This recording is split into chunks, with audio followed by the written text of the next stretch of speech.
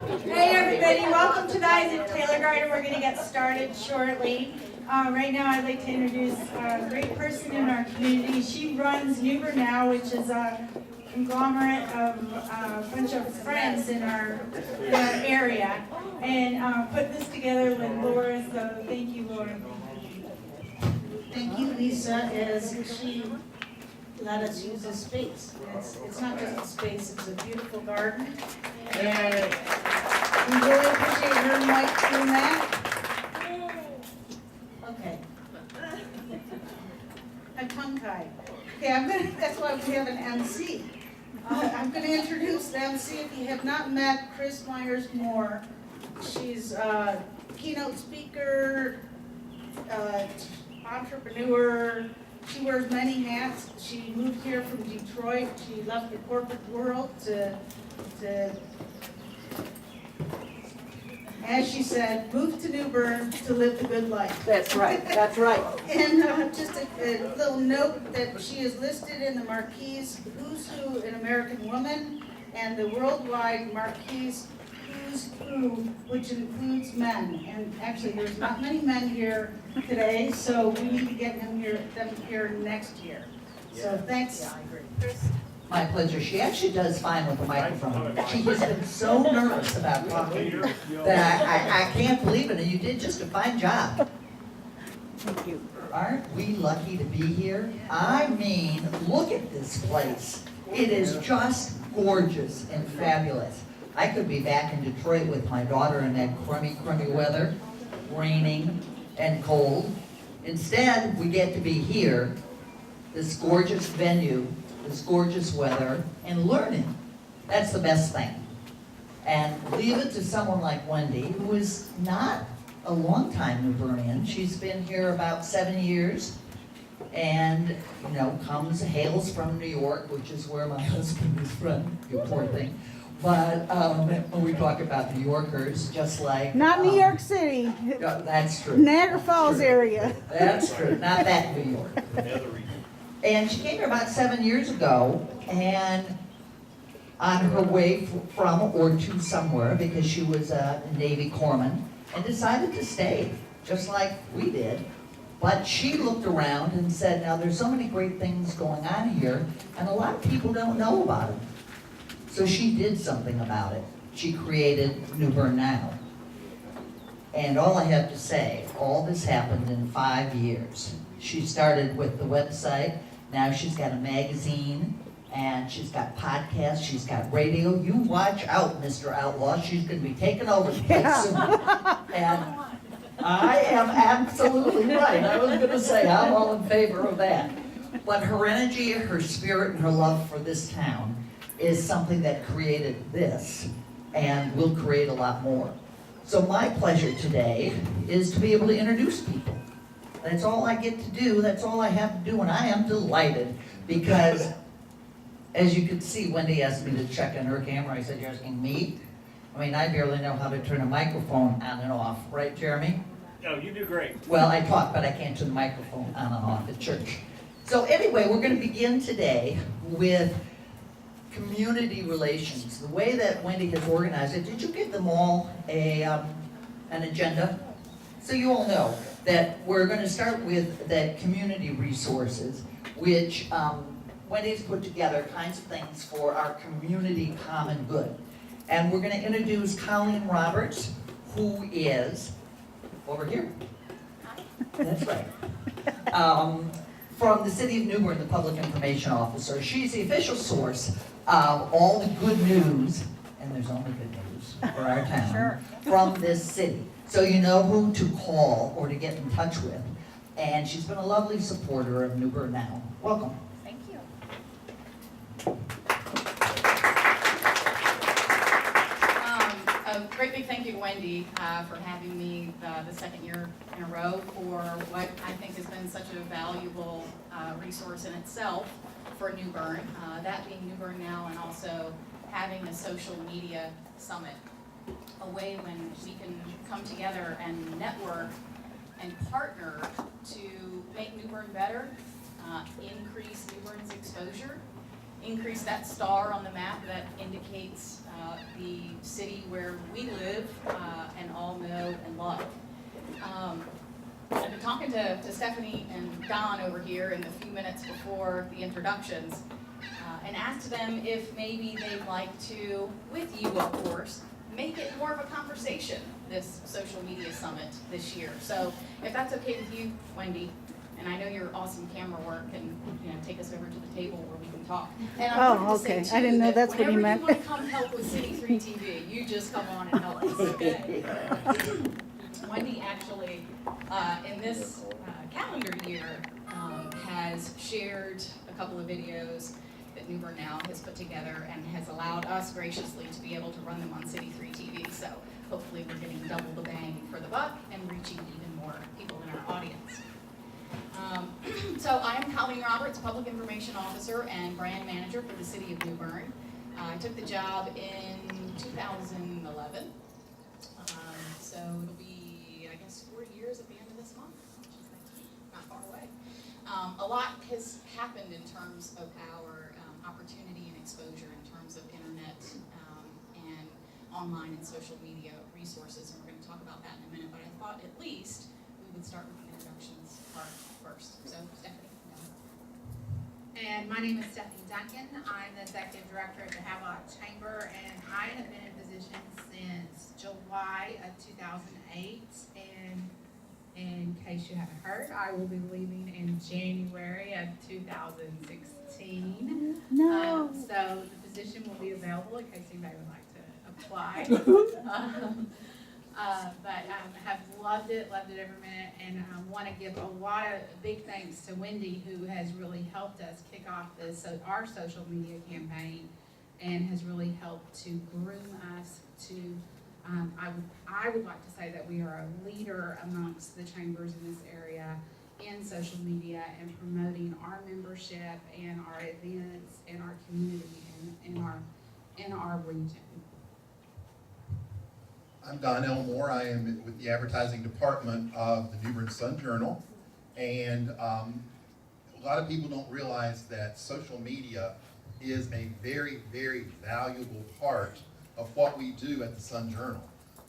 Social media has become a key element, and we actually have partnered with a lot of the social media stuff. So it's not just print anymore. We've expanded a lot of what we do, and so I'm here today to help with everybody else here and help you understand a little bit about what we do and how we do it and how we can help you with both our print products, our digital products, and our social media. Meeny, miny, moe, right? Just in talking about social media, at its basic core, it is a communication mechanism, and we're communicating with our customers. And when it comes to the city of New Bern, our residents are our customers. But our customers, when you think about it, are also folks outside of New Bern who may not be city residents and who may be in Fargo, North Dakota, and thinking about a retirement destination, or our customer may be a family in Delaware that's looking for a coastal vacation. So I think that when you engage social media, you really have to keep in mind and start by identifying who you think your customer really is. The other benefit, speaking from the city aspect again, that we like about social media is it's free.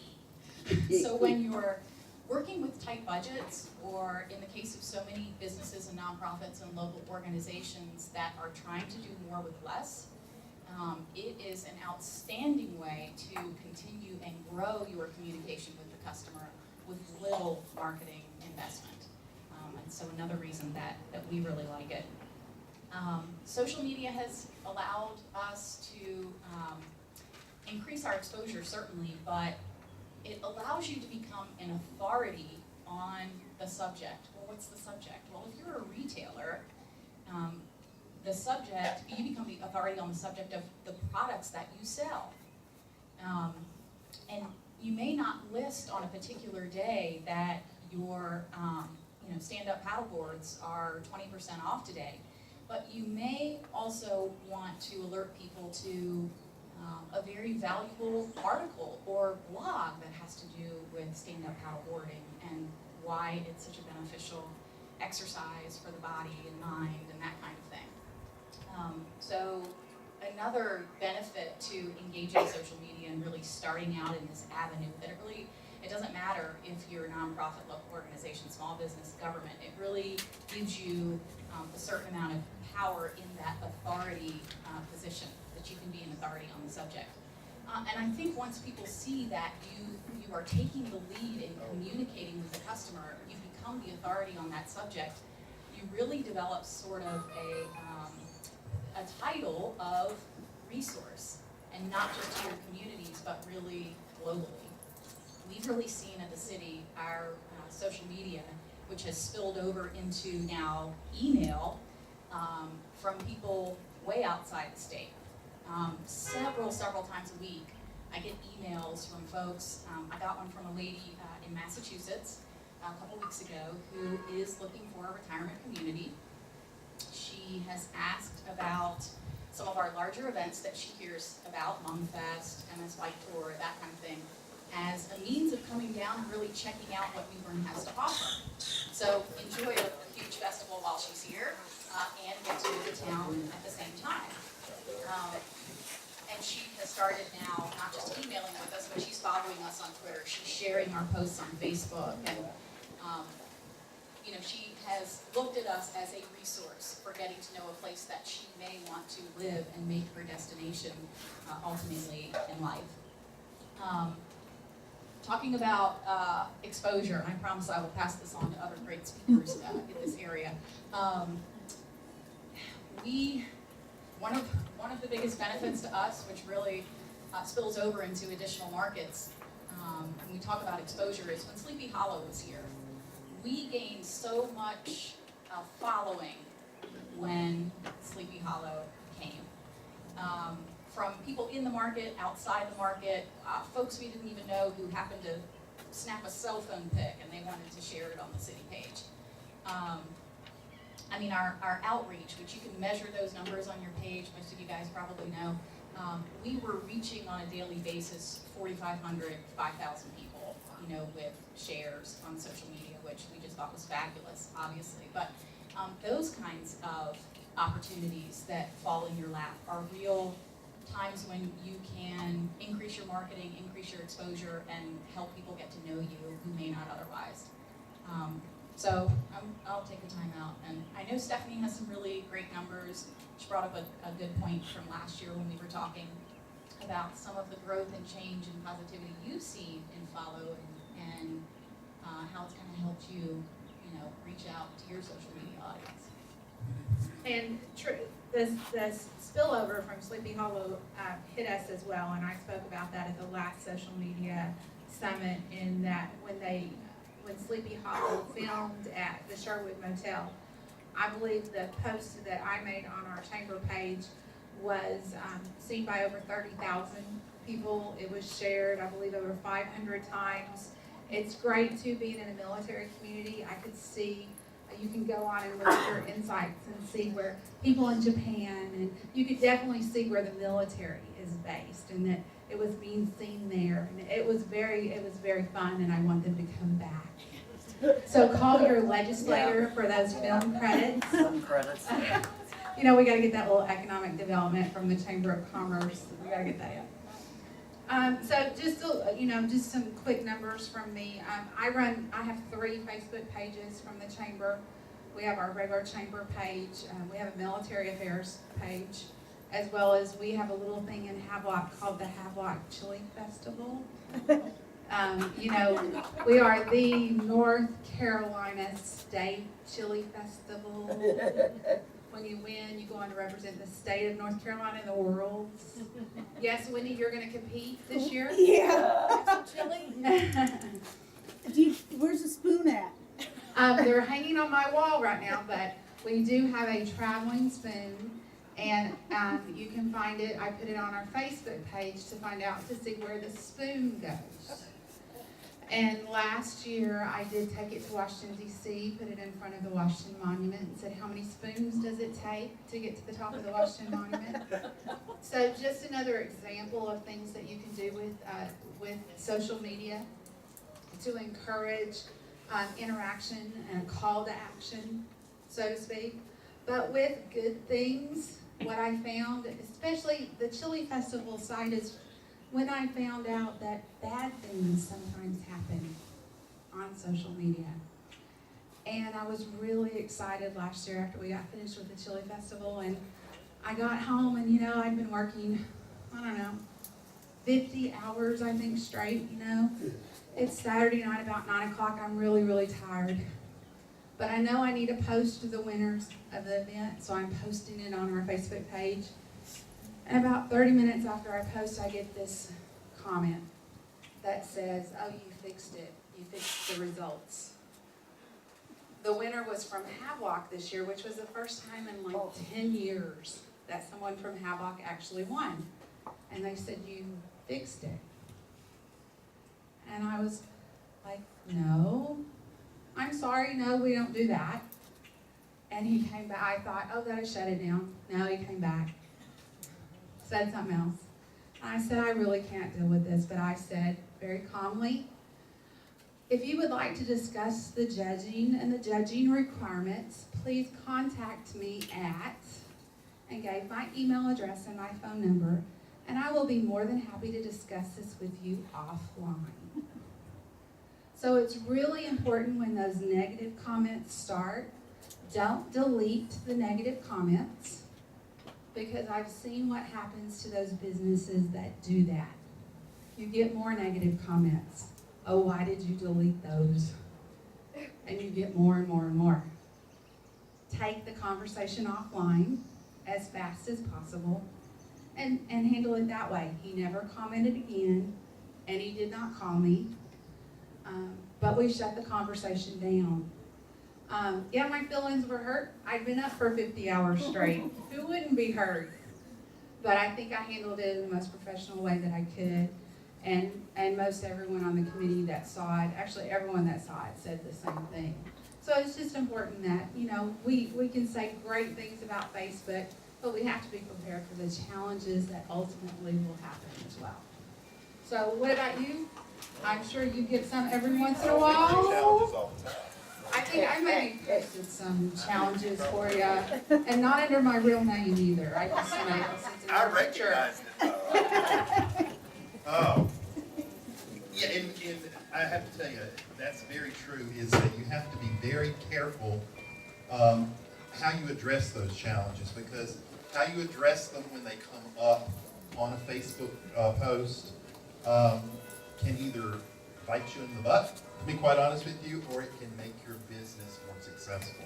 And to take them offline and address them is a very, very good thing. We, as being the local newspaper, people either love us or they hate us. I mean, if you'll notice, and this happens in a lot of towns, you talk about the local newspaper, the local hospital, and the people that are from there either love it or they hate it. And they have good things to say or they have bad things to say.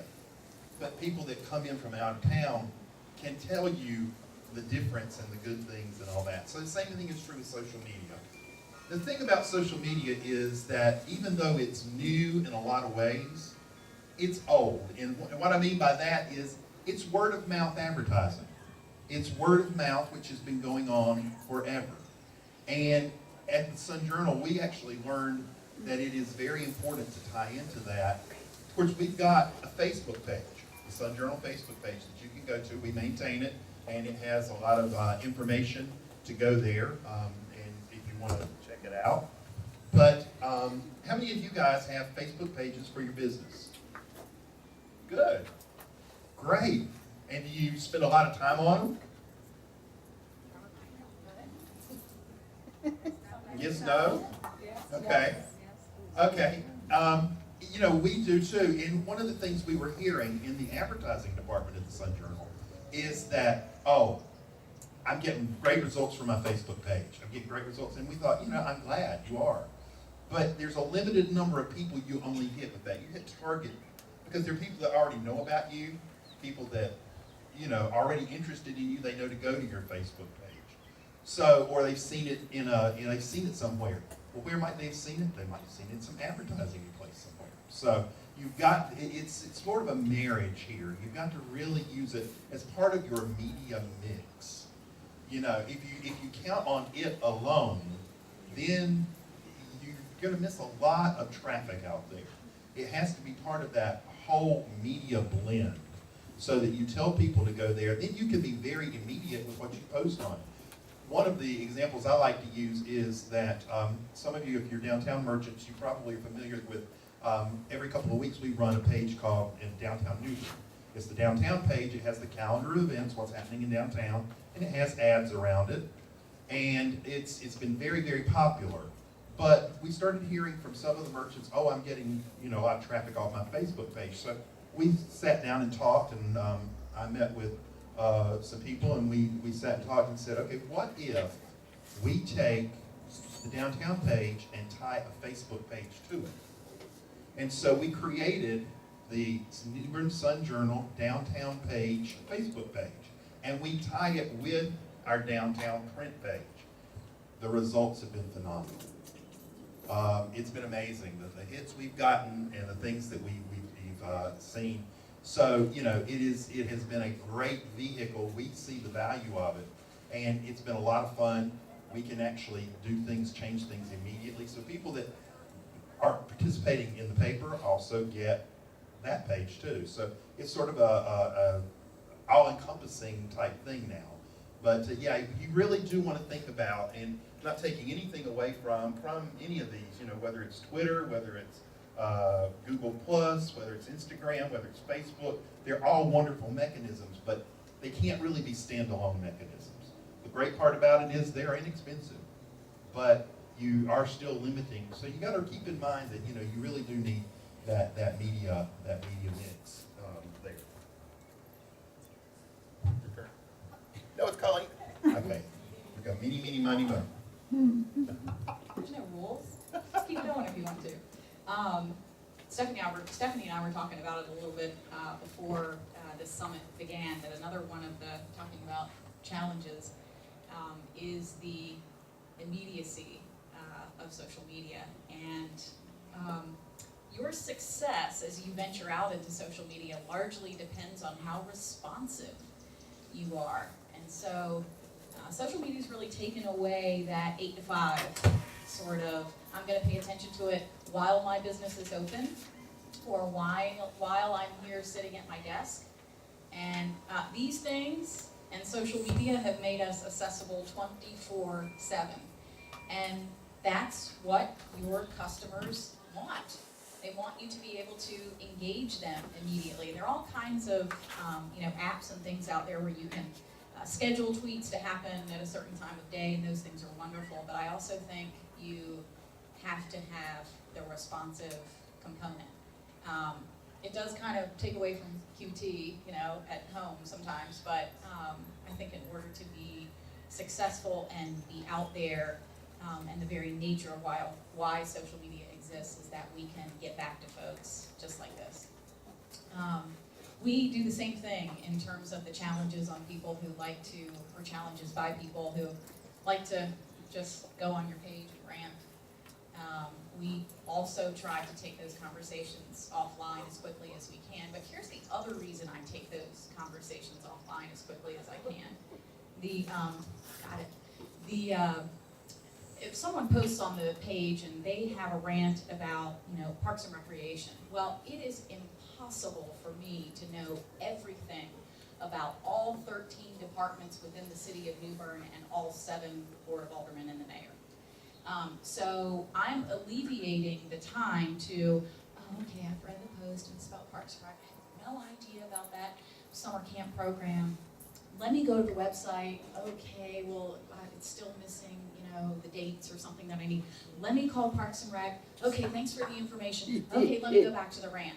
And as soon as I post a very thorough and intelligent answer to what they were looking for or upset about, they have something to come right behind that I have to go to the website, or I have to call Thurman Hardison, or I have to, we take those conversations offline because the best thing for those people is to talk to the expert on the subject, which is Parks and Rec in this case. So I think that also, it gives people a respect for you. You've increased your value, you've increased your authority on that particular topic when you can say, here's the direct office line to the department head for that division. And they'd be more than happy to speak with you about, our summer camps or whatever the issue may be. So I think we're getting the wrap, aren't we, Wendy? Okay. I'm getting the hook out. Please no, not I think I speak on behalf of Stephanie and Don. Thank you so much for having us, and obviously we welcome questions or other feedback from you as well. Thanks.